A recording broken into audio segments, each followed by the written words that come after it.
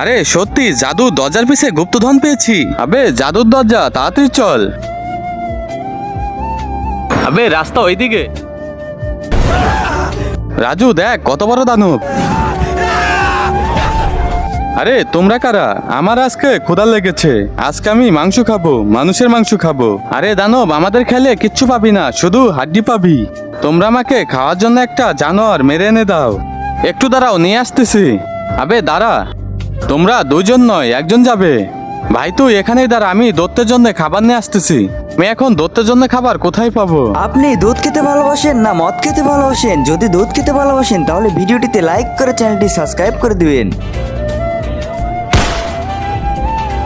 দত্ত এই নে তোর খাবার। কি খাবার নিয়ে এসেছিস? এই দেখ তোর মতো একটা খাবার নিয়ে এসেছি। আবে শালা তোরা এটা কি করছিস? এটা কোনো খাবার না, এটা আমারই ছেলে। আমার ছেলেকে মেরে ফেলছিস, আজকে তোরা শেষ।